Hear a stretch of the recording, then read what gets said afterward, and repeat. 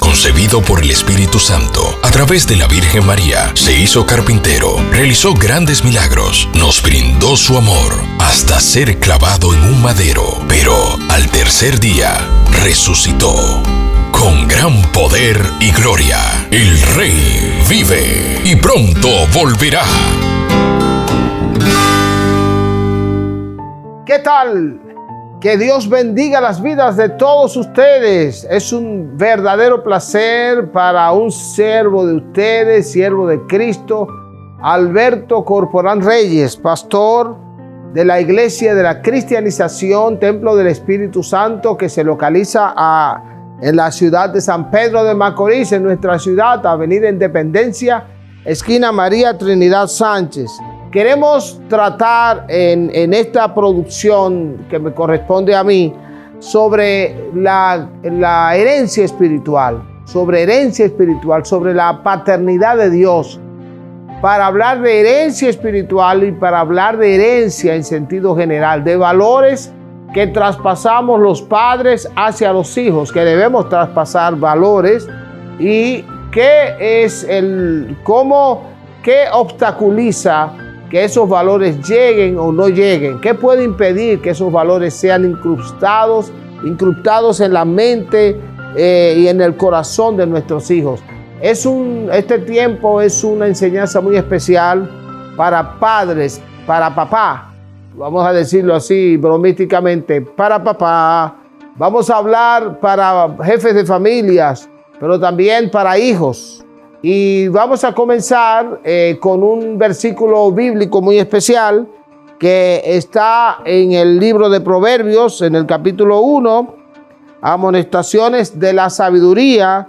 Dice este pasaje: oye, hijo mío, la instrucción de tu padre, y no desprecies la dirección de tu madre, porque adorno de gracia serán a tu cabeza y collares a tu cuello. ¿Lo vio eso? Qué valiosas esas palabras de Salomón. Oye, hijo mío, la instrucción de tu padre, y no desprecies la dirección de tu madre, porque adorno de gracia serán a tu cabeza y collares a tu cuello. Entonces vamos a analizar estos y otros pasajes bíblicos y otras verdades importantes. Vamos a tener una pausa y entonces vamos a hacer ese análisis. Además vamos a tener uno de nuestros allegados que va a estar con nosotros dentro de un momento también. Bienvenidos a esta producción de El Rey Vive. Concebido por el Espíritu Santo, a través de la Virgen María, se hizo carpintero, realizó grandes milagros, nos brindó su amor, hasta ser clavado en un madero, pero al tercer día, resucitó. Con gran poder y gloria, el Rey vive y pronto volverá. Miren, amados, todos sabemos cómo el mundo está en un desarrollo vertiginoso hacia su desintegración, hacia la desintegración moral. Todos sabemos cómo nuestra sociedad está acelerada hacia su autodestrucción. Es un asunto increíble. Nosotros estamos viendo una situación de desplome de los valores morales de una manera extraordinaria. Ya hoy en día lo que estamos viendo es alarmante. La situación de criminalidad que se está produciendo está afectando tanto al grupo que más se está afectando de jóvenes y mujeres. Los jóvenes están siendo víctimas de delincuencia, ellos mismos son victimarios, pero pasan a ser víctimas. Muchos mueren en intercambios con la policía, que uno no siempre sabe si es un intercambio verdadero, si fue realmente algo preparado, y después que las personas mueren ya no hay mucho que hacer. O si hay, pero también están los actos delictivos que hacen que la misma gente se busque problemas de toda índole debido a la situación que estamos viviendo. Todo esto indica que no se sabe cómo va a terminar las cosas. Ahora mismo estamos viendo una ola grande de violencia doméstica. El lugar más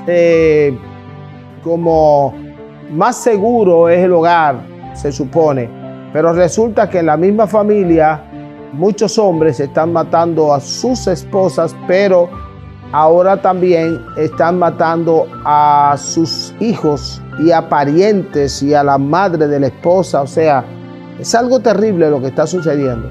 La falta de Cristo en el corazón de la gente puede provocar que se hagan cosas terribles. En medio de toda esta situación, hace falta la voz del Padre. La voz del Padre. Hay que hablar de paternidad espiritual desde la óptica de que Dios nos dirige desde el cielo a través del Espíritu de Dios. El Señor ha trabajado, va trayéndonos, nos atrae. Nadie puede venir al Padre, al Hijo, si el Padre no lo trae. Y Dios te trae a ti a la presencia de Cristo a través del Espíritu de Dios. El Espíritu de Dios, el Espíritu Santo, mora en nosotros cuando recibimos a Cristo. Pero antes de eso, el Espíritu Santo hace un trabajo. Antes de morar en tu vida, el Espíritu Santo te va trayendo, que a veces te acorralan circunstancias difíciles y el Señor te va hablando y te va trayendo hacia Él para que tú te acerques a Cristo. Pero muchas otras veces nosotros endurecemos nuestro corazón y no oímos, no atendemos el llamado de Dios, y esto hace que la persona, de manera especial, quede siendo víctima de ataduras de toda índole, toda clase de ataduras, que hace que entonces mi vida cambie de rumbo. Entonces, ubícate en un hombre como jefe de familia. Vamos a ponerme yo mismo de ejemplo, un ejemplo negativo. Supongan ustedes que yo me meto de repente a hacerle maldad a gentes, a violar, a hacer daños. Entonces, la policía me persigue, pero en el caso mío, mis hijos ya son grandes. Ellos reprenderían lo que yo estoy haciendo. No aceptarían para nada que yo esté haciendo eso. Ya son marcados por una orientación que ya se les dio.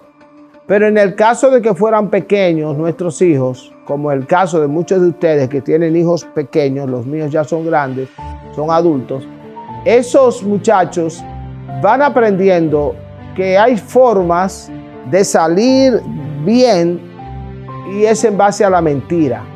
Y fácilmente pueden ellos establecerse diciendo, no, yo puedo salir bien mintiendo. Cuando una persona anda con un niño y cruza en su pasola o su carro los semáforos en rojo, ese niño, por ejemplo, si yo lo hago ahora, si yo hago eso con mis hijos, esos muchachos me van a llamar la atención.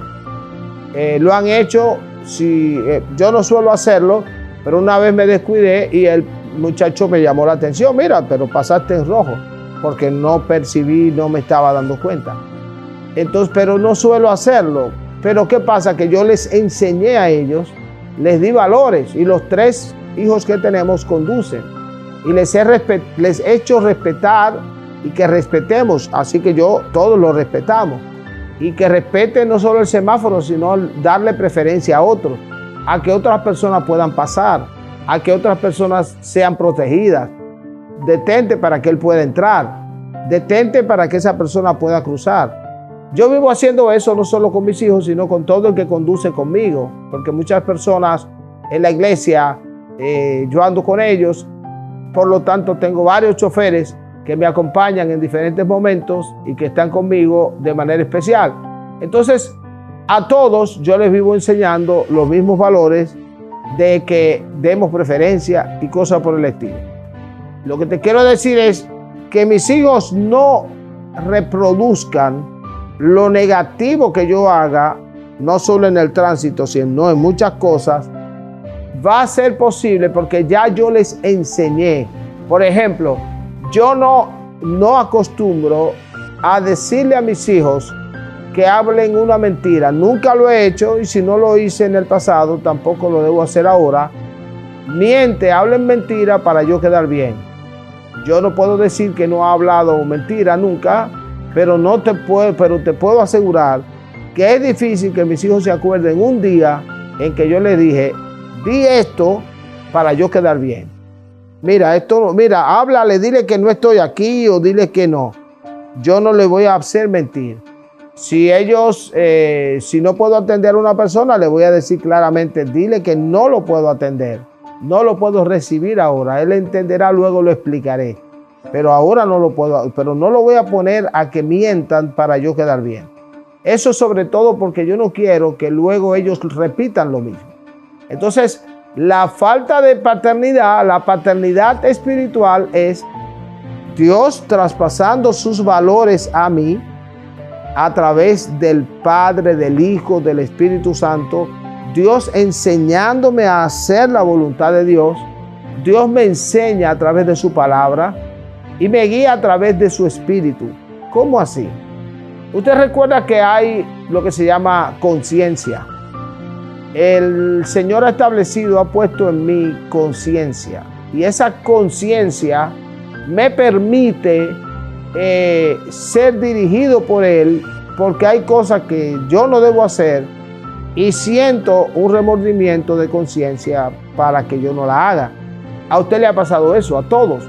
Así que yo tengo en mi bolsillo un beeper de mi carro y puedo encenderlo, puedo abrir la puerta, puedo hacer varias cosas con ese beeper. Algunos están preparados para más cosas, pero con ese beeper, este aparato que yo tenga en mis manos, tiene un dispositivo que va unido al otro, a lo que hay en el carro. Por lo tanto, yo puedo lograr y puedo también instalar, por ejemplo, en un celular, una serie de servicios que puedo hacer muchísimas cosas, de revisar, de ver la cámara de lo que está en mi casa, una cámara para que me presente lo que se está viendo en mi casa y pudiera estar lejos de aquí. Hay formas de abrir ahora el portón de mi casa o de la empresa donde usted está. Usted codifica, le adaptan eso y usted le marca y ya de esa forma usted hace lo que tiene que hacer y abre la puerta de su casa. Y más todavía, hay personas que ni siquiera tienen que ponerle la mano a nada, sino hablar y decirle que le abran, le prendan la planta, que prendan la luz de afuera, y hay sistemas donde todo está automatizado.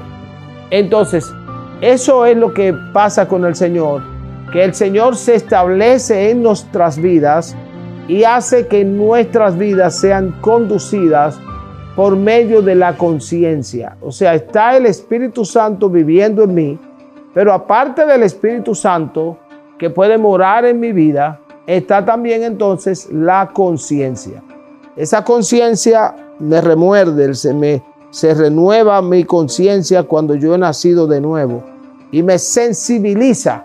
El Señor me hace sensible para que yo no haga lo que no debo hacer y para que yo haga lo que debo hacer. Así que usted está siendo dirigido por Dios si usted le abre su puerta, si le abre el corazón a Él. ¿Por qué yo digo esto? Entonces fíjense que yo quiero hacer un paralelismo entre la paternidad espiritual y la paternidad biológica. Porque la paternidad espiritual me permite hacer lo que Dios quiere que yo haga. Me da fuerzas para cumplir la voluntad de Dios. Me da fuerzas para obedecer. Me dirige para nacer de nuevo.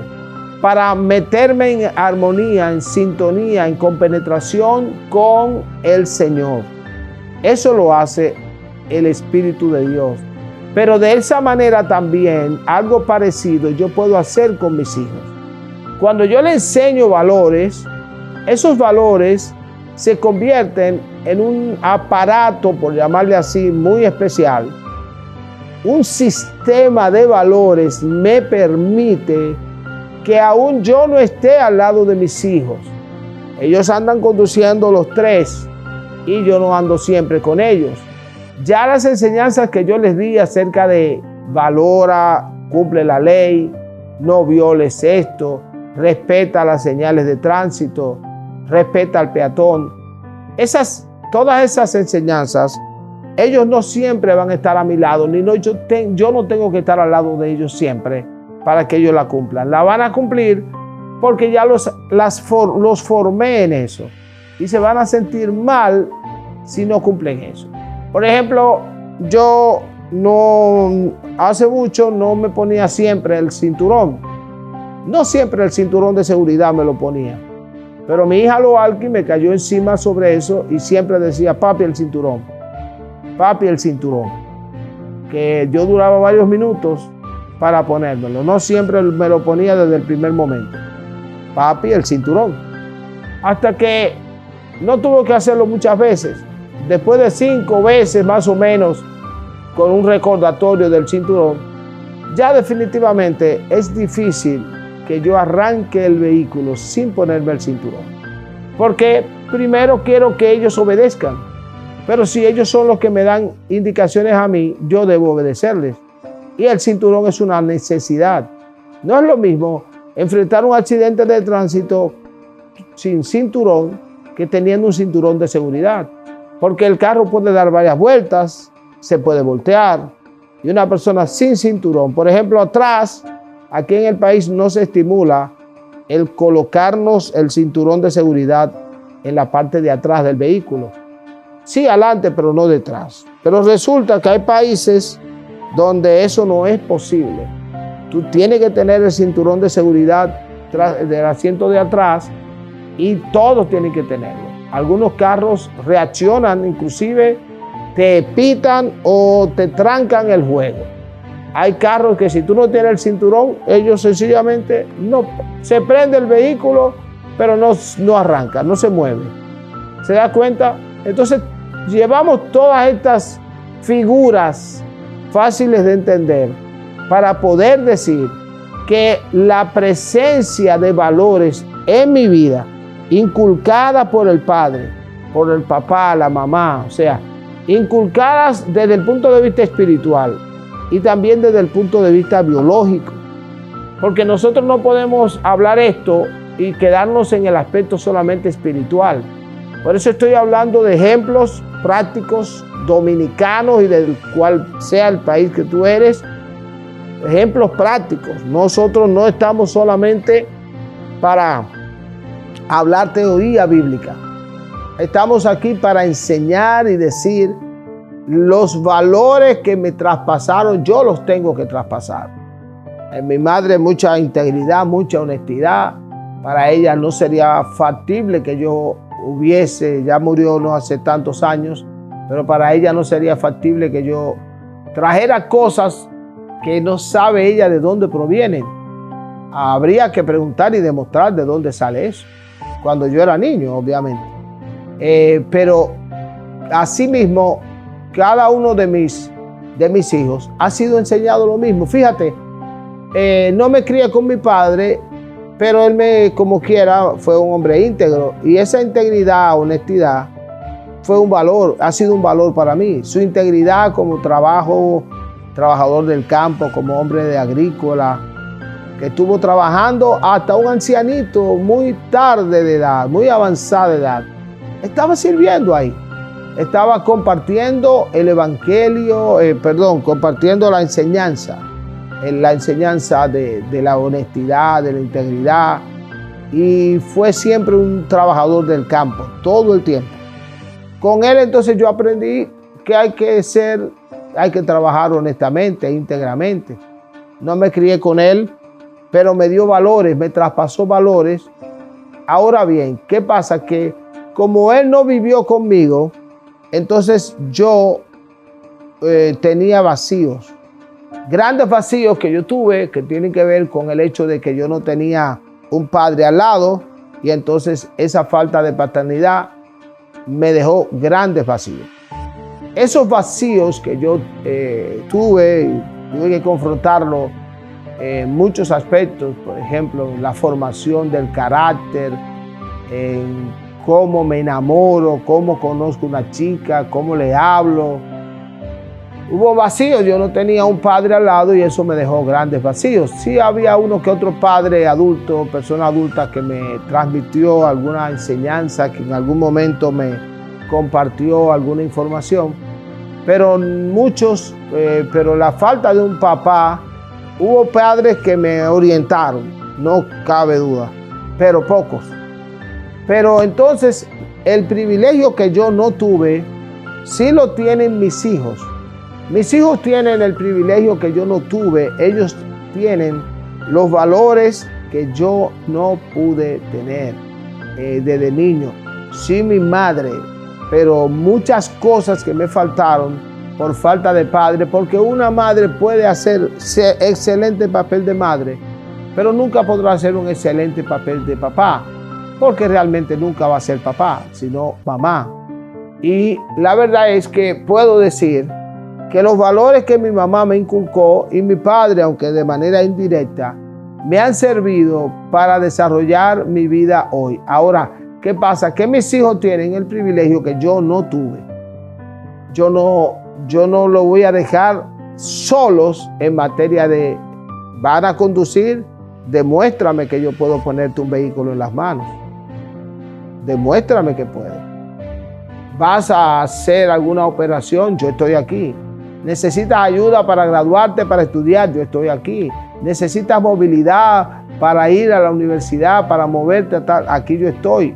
O sea, no dejaré de estar aquí para ellos, pero ellos están siendo enseñados de una manera que ya no se olviden para nada de lo que yo les he enseñado. Vamos a hacer una pausa, vamos a leer de nuevo ese concepto de Proverbios. Oye, hijo mío, la instrucción de tu padre. No te olvides de la dirección de tu madre. Vas a tener largura de días. Vas a tener privilegios que los desobedientes no tienen. Vamos a desarrollar eso después de la pausa y de verdad le invito a que no se pierda lo que les vamos a enseñar, porque a algunos de ustedes tal vez le está haciendo falta que alguien le dé pautas, orientaciones, guías, instrucciones, consejos de cómo hacer que nuestros hijos valoren las instrucciones que les estamos dando. Continúen con la producción El Rey Vive. Eso es, sigan con nosotros. Concebido por el Espíritu Santo, a través de la Virgen María, se hizo carpintero, realizó grandes milagros, nos brindó su amor, hasta ser clavado en un madero, pero al tercer día resucitó. Con gran poder y gloria, el Rey vive y pronto volverá.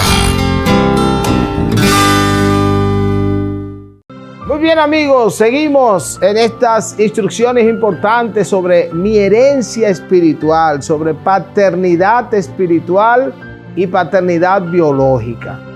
En lo que tiene que ver con paternidad espiritual, ya hablábamos, enfatizábamos que el Señor espera que nosotros le obedezcamos y para eso Él nos da la fortaleza para poder cumplir lo que Él nos pide. Porque nosotros tenemos el Espíritu de Dios, tenemos la palabra de Dios y Él sensibiliza nuestro ser, nuestra mente es transformada y nosotros experimentamos un verdadero cambio en nuestra manera de pensar, en nuestra manera de proceder. El Señor nos hace una transformación como nosotros lo vemos con el hijo pródigo y la historia del hijo pródigo, cómo él recapacitó y dijo: volveré a mi padre, iré a mi padre y le diré que he pecado contra el cielo y contra él. Hay personajes en la Biblia que han sido muestras de lo que es una transformación. Saulo, o el llamado Saulo, que pasó a ser Pablo, es un ejemplo palpable de una persona que tenía unos conceptos tan erróneos. El fanatismo religioso lo estaba llevando a cometer crímenes de lesa humanidad contra personas que la única falta que tenían era de estar sirviendo a Dios. ¿Qué de malo tenían ellos para que le hicieran ese tipo tuvieran una actitud tan hostil contra Saulo, contra los cristianos de su época? Sin embargo, mire qué interesante cómo Saulo fue transformado. La transformación se produce cuando el Señor llega a nuestras vidas y nos cambia la mente. Para que alguien deje de hacer algo malo, tenemos que cambiar su forma de vida, su pensamiento. Cuando cambia el pensamiento, entonces cambia definitivamente la forma de actuar. Si no cambia la forma de pensar, no puede cambiar la forma de actuar. Entonces es importante como en el Evangelio nos encontramos con tantas personas que han tenido un estilo de vida deplorable. Personas que han sido crueles. Conocemos hermanos, varones, que han destruido sus matrimonios, que han maltratado y menospreciado a sus esposas, pero han sido transformados cuando han sido confrontados y cuando han sido instruidos. Es importante eso porque es muy fácil que hay personas que utilizan la oración como un pretexto para no confrontar. Bueno, si alguien se queja, mi esposa, una esposa dice, mi esposo me da golpes, me maltrata, y yo solo le digo como pastor, pero ora por eso, y voy a orar por eso. Eso está lindo, pero hace falta que alguien le llame la atención a ese hombre. O sea, yo no voy a permitir que siga ese hombre maltratándote sin yo poder hablarle claramente a él, sea que es de la iglesia o no. Yo voy a tratar de accesar y decirle con mucho respeto. Si es de la iglesia, quizás tenga más confianza, pero si no lo es, tal vez le hablaría para que se evite un sometimiento a la justicia, ir a la cárcel innecesariamente, o que lo peor suceda, una violencia entre esa pareja. Entonces, nosotros vemos cómo muchos hombres han experimentado una transformación. Conozco hombres que le han pedido públicamente a sus esposas, perdóname, que le han rogado y le han dicho, yo soy distinto, yo soy diferente, y lo han demostrado. Entonces, yo soy testigo del poder de Dios, de las transformaciones que el Señor vive haciendo de manera constante en muchas personas. Muchos cambios, muchas transformaciones. Repito, llegando el Espíritu de Dios a nosotros, nos convence de pecado, de justicia y de juicio. Yo les decía a ustedes que mucha gente es transformada a través de la palabra de Dios, que llega a la mente, pero que también el Señor usa nuestra conciencia, establece una conciencia renovada, nacida de nuevo. ¿Dónde radica el poder de la transformación? El poder de la transformación radica en que yo, cuando quiero ser por la rebelión del pecado, no me interesa lo que Dios piense sobre mis acciones. Es decir, yo no me importa lo que Dios piense, yo voy a ser infiel y no me importa. Entonces eso hace que, como a mí no me importa lo que Dios piense, yo voy a hacer lo que yo quiera y punto. Pero cuando la persona viene a Cristo, entonces establece un método distinto. Ahora lo que Dios le agrada, a mí me agrada, lo que a Dios le desagrada, a mí me desagrada. Entonces ahora me pongo en armonía con Dios. La voluntad de Dios ahora yo la quiero hacer. Quiero ser misericordioso, quiero ser bondadoso, quiero ser amoroso. Quiero cumplir el rol que me corresponde como esposo, como hombre de Dios. Entonces, todo eso se produce, cuando todo ese cambio se produce, entonces afecta mi vida, afecta positivamente para yo ayudar y conducir a mis hijos. Porque yo les decía hace un rato que si yo me aparto de los valores, ahora mis hijos no van a seguirme porque ya les he enseñado otra cosa. Pero cuando son pequeños, ellos van a hacer lo que tú haces. Tú cruzas el semáforo en rojo, ellos lo van a hacer. Tú quedas mal y hablas mentira, ellos lo van a hacer. Porque están aprendiendo, pisando los pasos que tú estás dando. Donde tú pisas, ellos pisan, por eso debes cuidar los pasos que das. Ahora, el aspecto biológico de la paternidad biológica se parece a la paternidad espiritual en muchos aspectos. Dios quiere que yo lo busque, Dios quiere que yo lo ame, Dios quiere que yo le obedezca. Y eso mismo se da en la paternidad biológica. Por eso la instrucción, oye, hijo mío, la instrucción de un padre. Porque en realidad cuando ese padre quiere que su hijo ame a Dios, le obedezca, le siga, él tiene que vincularse con sus hijos. Justamente nuestro Padre está vinculado con nosotros, conoce nuestras necesidades y nosotros vemos los milagros que Dios hace a favor nuestro de manera constante. Tenemos pruebas de cuántos tipos de milagros hace el Señor de manera constante con nosotros y verdaderamente es sobrenatural lo que el Señor produce en nuestras vidas. Por eso es importante que nosotros nos acerquemos, haya una comunión.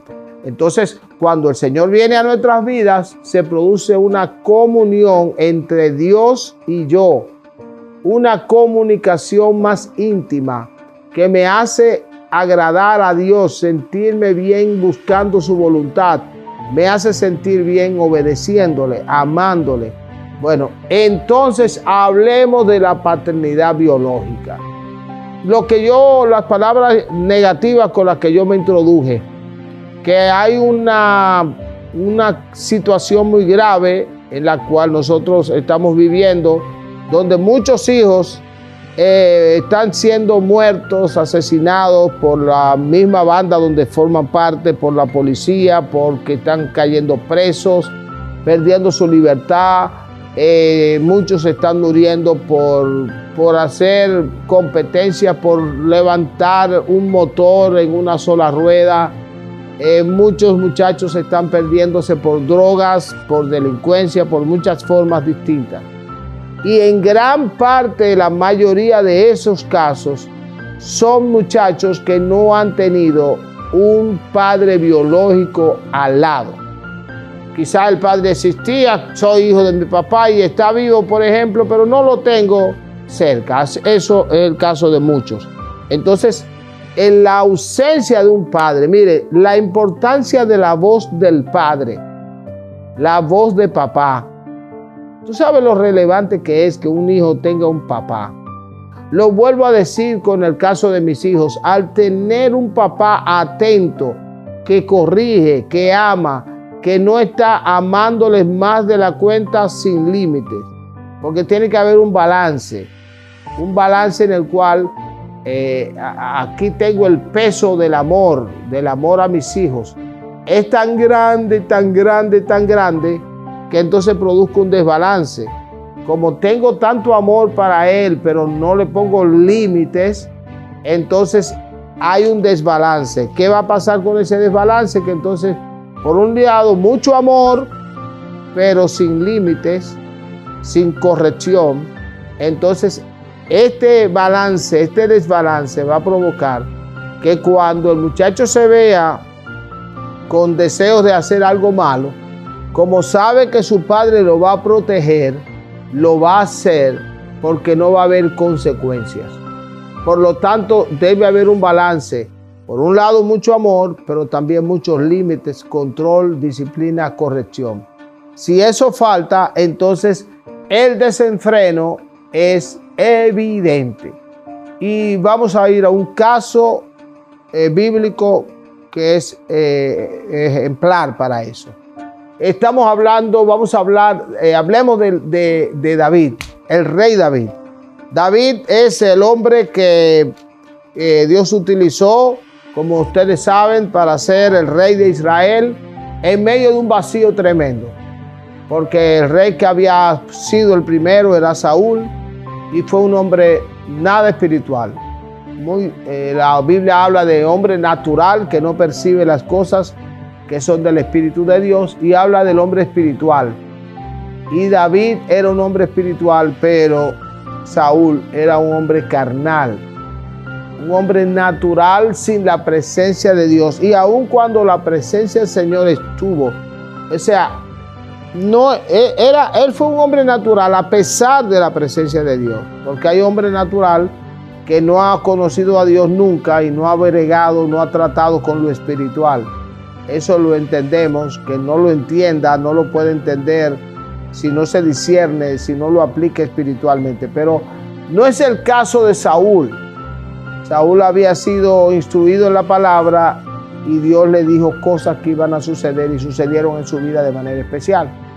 Pero él estuvo persiguiendo a David, y David fue un hombre que tenía un corazón para Dios, un corazón con integridad que tenía David. Gloria a Dios por la vida de David. Qué interesante lo que nosotros vemos en David. Sin embargo, con sus hijos, David fue un hombre temeroso de Dios. David fue un hombre honrado, honesto, cometió errores graves, sí, pero tenía un corazón de arrepentimiento, un corazón que se arrepentía de lo malo que pudiera haber hecho. Era un hombre con corazón entregado a Dios. Sin embargo, sus hijos, con sus hijos no fue así, con varios de sus hijos. Resulta que David cometió un pecado gravísimo con haber enamorado, haber sonsacado e invitado a una mujer que no era suya. Él estaba descansando en su palacio, estaban en plena guerra, y él desde su palacio vio una muchacha que se estaba bañando, y entonces la mandó a buscar, le interesó y convivió con ella. Quedó embarazada, y entonces a partir de ahí, cuando él se entera del embarazo, trata de ocultar la realidad y trata de que ella no llegue, que no se parezca, que no aparezca la información, que no se dé a conocer la noticia de que realmente ella estaba embarazada de él. Trató de ocultarlo y utilizó formas muy dañinas, tan dañinas, que mandó a traer a su esposo del frente de batalla. El esposo de esta mujer estaba en el frente de batalla, y él lo manda a buscar, lo trae con la intención de que este hombre llamado Urías pase a donde Betsabé, a su esposa, y esté con ella. Lo trae de la guerra, y como ella está embarazada, para que ese muchacho no sea mío, no es mío, parece que no es mío. Él trazó una pauta pecaminosa, engañosa totalmente, pero Dios no le permitió tener éxito en ese plan, porque Urías llegó y no fue a estar con su esposa. El hombre era un fiel servidor de su rey, y era extremo. Era tan extremo que no fue a visitar a su esposa. Y lo que hizo fue quedarse a dormir en la puerta del palacio del rey.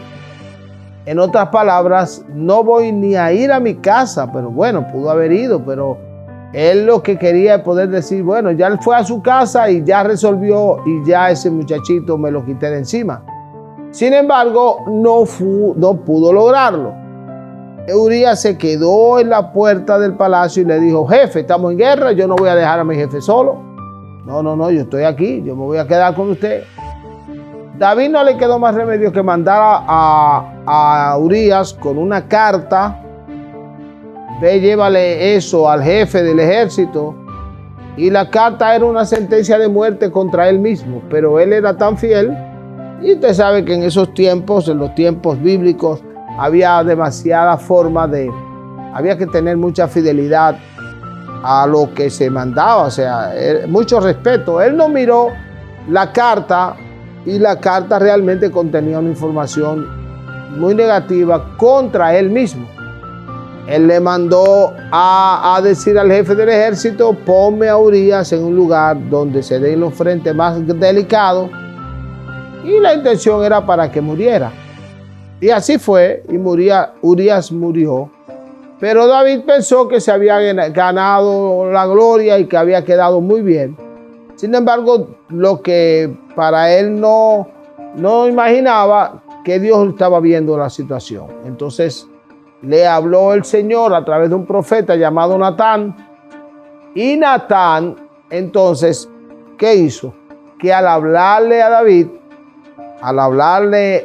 David y decirle: mira, tú hiciste esto y esto, le hizo una introducción diferente y utilizó una estratagema muy sabia, porque puso como si fuera otra persona. Permítame parafrasearlo de otra forma.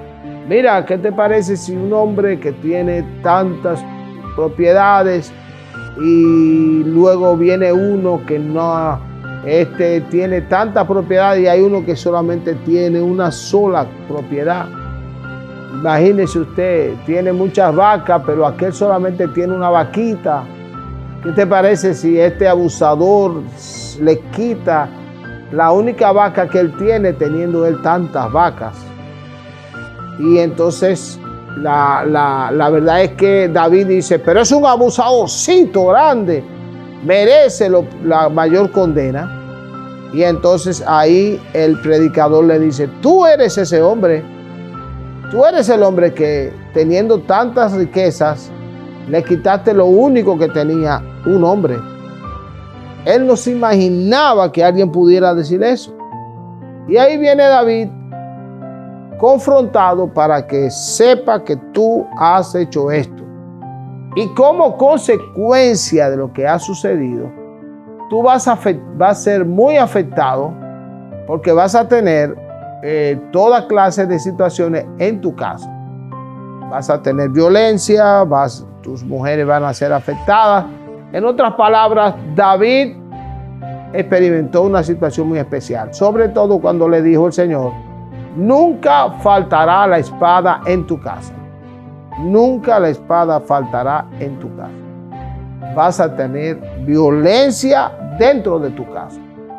Esa violencia vino, y esa violencia se produjo cuando uno de sus hijos violó a una de sus hijas. Ellos dos, esa muchacha llamada Tamar y él llamado Amnón, un hijo de... Oye bien, en lugar de ser hijos que estuvieran pensando en sustituir a su padre y en ser el próximo rey, lo que hizo este muchacho fue violar a su hermana.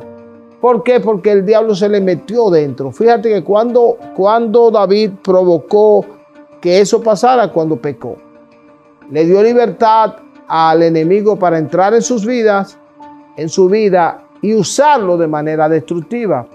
Lo usó tan destructivamente que vivió con esa mujer, y ya usted sabe, él vivió la experiencia de violencia en su casa, tal y como el Señor le había dicho que iba a pasar.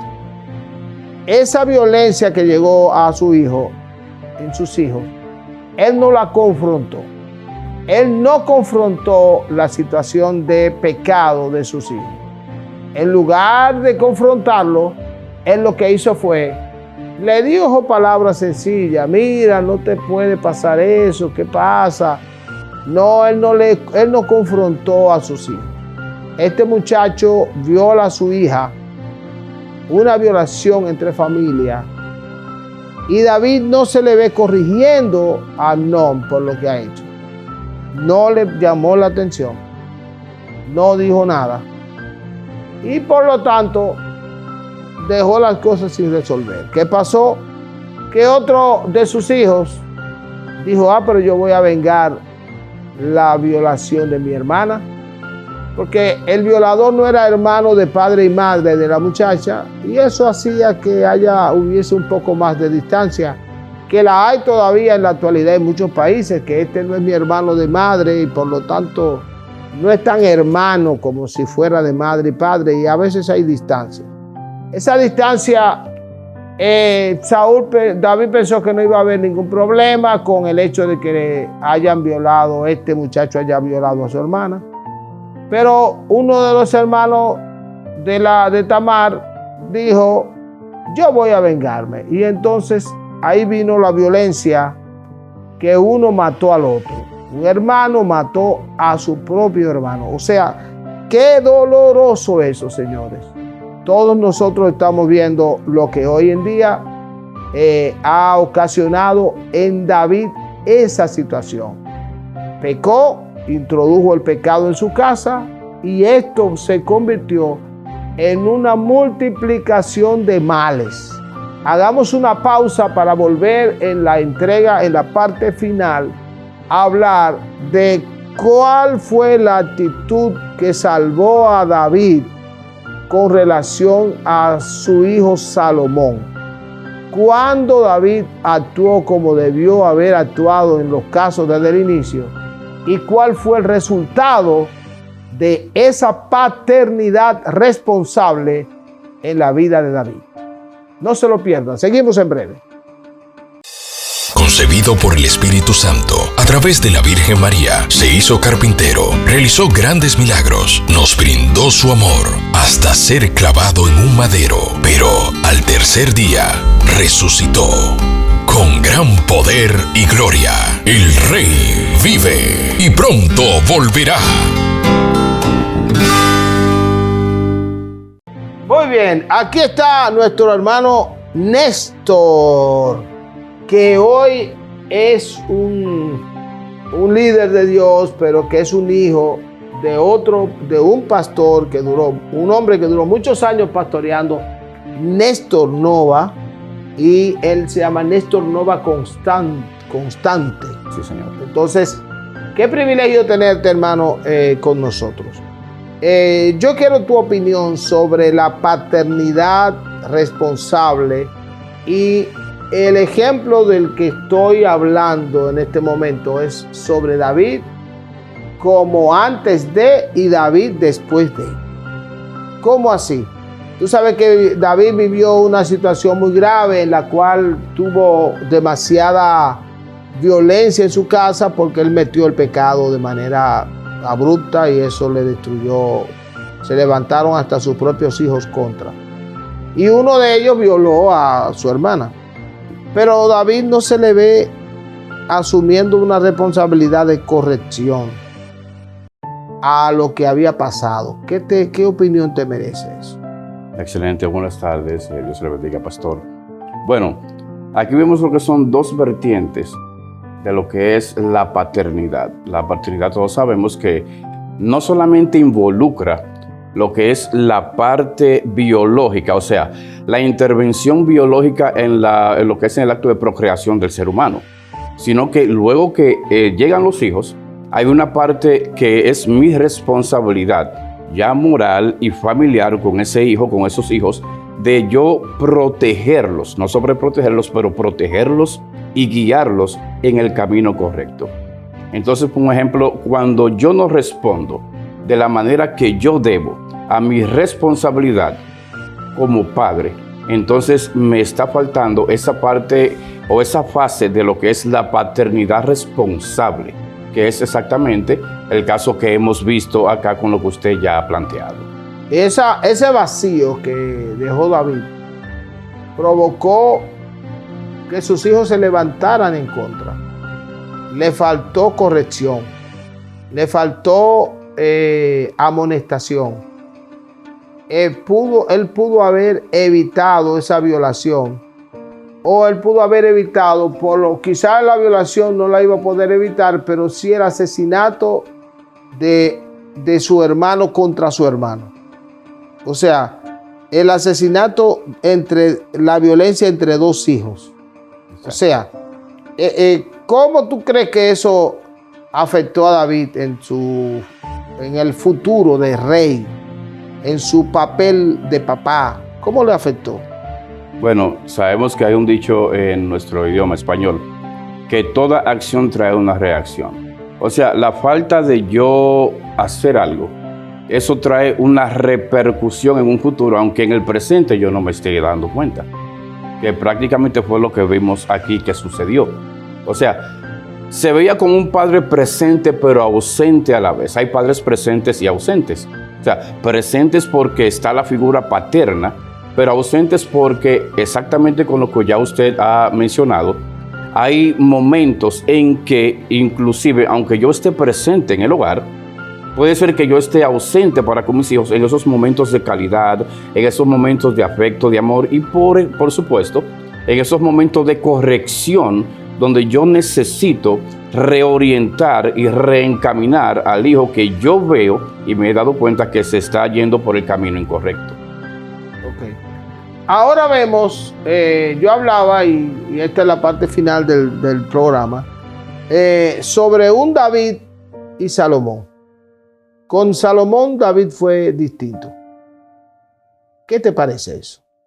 Bueno, yo en esa parte puedo decir lo siguiente. Ya cuando vemos que con Salomón el trato, vemos un padre que está presente y vemos un padre que sí está tomando el rol de lo que es la paternidad desde él como padre hacia Salomón su hijo. Inclusive vemos la delegación de responsabilidades y una de ellas fue la construcción del templo. Sabemos todos que fue por orden de Jehová, por la sangre que ya el rey David tenía en sus manos, no le era lícito llevar a cabo esa construcción, pero Jehová indicó que sí iba a ser dada a Salomón, y vemos acá que ya David está delegando en Salomón esa responsabilidad. ¿Cómo puedo ya brevemente como resumir esa parte ahí? Un pequeño enfoque.